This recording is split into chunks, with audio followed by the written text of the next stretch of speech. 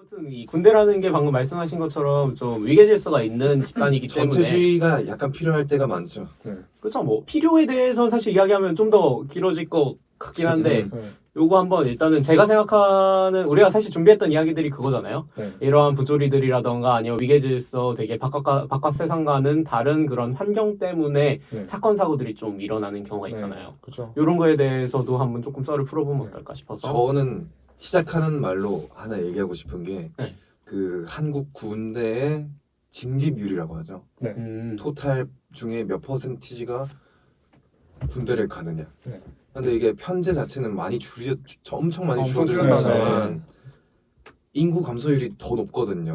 그래서 지금 한 3% 정도 되는 걸로 알고 있고 그 정도예요? 90% 남짓일 거예요. 90%가 징집된다고요? 와 진짜 많이 가는구나. 엄청 많이 그리고 막 95%까지 2023년까지 95%로 늘리겠다. 왜냐면 편제가 줄어들고 있긴 하지만 인원이 더 모자라니까. 공익 포함이에요? 아마 그럴 거예요. 아 공익도 이제 징집 된다고 가정했을 때. 근데 공익이라는 게 되게 좀 그렇잖아요. 이게 군대를 못 가는 사람인데 군 생활을 하는 거잖아요. 그렇죠. 자세히 모르겠는데 아마 90% 남짓 정도일 거예요. 근데 이 퍼센티지가 2차 세계대전 당시에 1차 세계대전 당시에 독일 진집률이 한 75%였어요. 아 진짜? 그거보다 높아? 엄청 높네. 2차 세계대전 말기에 총 동원하면서 그 미친 듯이 애쓰던 그 일본 제국도 80% 남짓이에요. 85% 정도 진집률이. 근데 우리나라는 이러고 있는 거예요. 근데 우리나라 뭐 주민등록번호 제도가 잘 돼 있으니까 도망갈 수가 없죠. 그쵸? 그때는 아니죠. 아마 피했을 텐데 다들 일본 아니죠. 애들은. 근본적인 다름이 있죠. 뭔데요? 한성별만 군대 간다는 거예요. 징집제지만. 근데 그 독일군이나 일본군도 여자들은 전쟁 안 나가지 않았나요? 나갔어요. 아, 그러니까 어떤 식으로 운용이 되냐면 군수물품을 제작한다거나 여러 가지 간호병으로 징집된다거나 다 그런 식으로 했어요. 그러니까 이 근본적인 이해도가 약간 필요할 것 같아요. 정말 사상 최고의 징집률을 기록하고 있는 대한민국.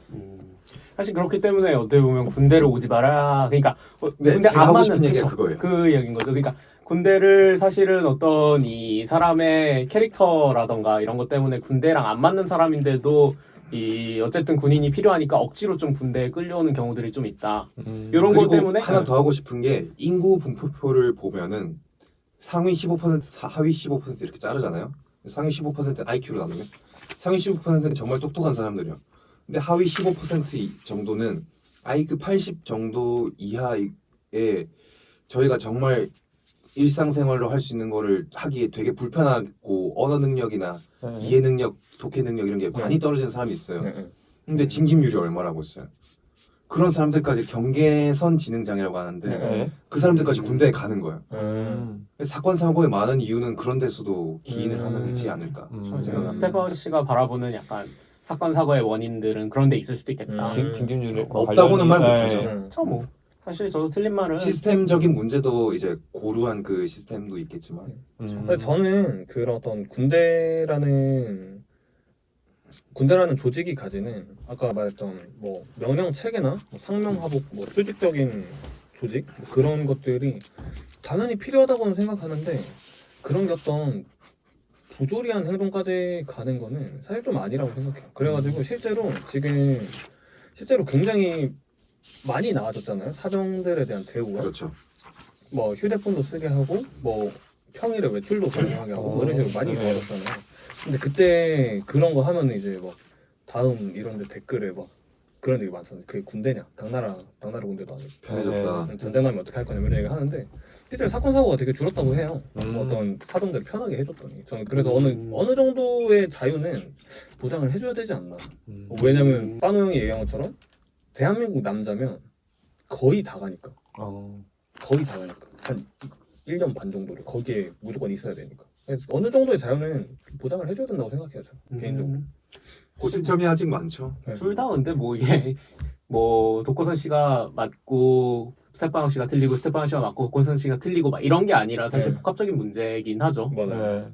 사실은 못 견디는 사람이 당연히 있을 수밖에 없고 사실은 견딜 수 있는 사람이라도 어떻게 보면 환경적인 면에서 사람마다 사실 받는 스트레스가 다르잖아요. 그리고 운이 나쁘면 진짜 힘든 데 가게 되고 내가 거기랑 안 맞는 사람이 그런 상황에 딱 끼워 맞춰지게 되면은 사고를 칠 수밖에 없는. 그 윤일병 임병장 사건 그 당시에 그 어디서 봤더라? 아무튼 기사에서 봤는데 되게 명언이라고 생각했던 게 참으면 윤일병 되고 못 참으면 임병장 된다 이런 얘기 있었거든요. 맞아요. 그게 어디서 봤냐면 신병 훈련소에 입소하는 아들 아버지 인터뷰한 거였어요. 그러니까 사실 진짜 뭐 맞는 말인 저 사실 그렇잖아요.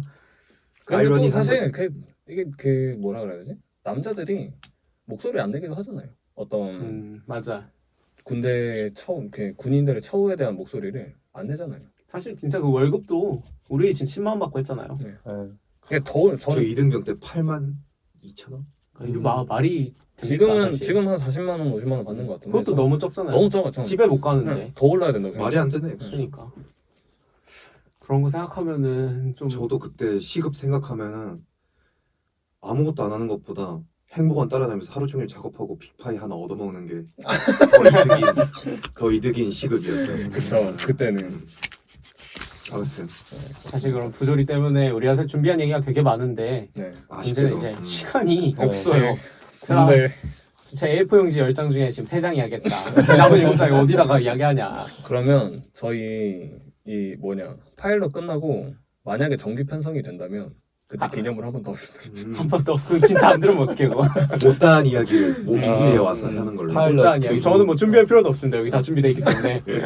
정규 1화부터 하지 말고 정규로 좀 잘 나가다 보면 아니면 내년 국군의 날에 할래요? 야 멀리 보시는데. 약간 국군의 날 이벤트 겸 한 번 더 해도 될 것 같아요. 그렇죠. 그때는 좀 더 어떻게 보면 이번엔 좀 썰 위주였다면은 방금 이야기했던 그런 부조리에 대한 이야기들을 좀 더 다뤄볼 수도 있을 것 같고. 그렇죠. 네. 그러면 사실 근데요 워낙에 이제 사회 축소판이다 보니까 온갖 얘기들이 다 나올 수 있잖아요. 그죠.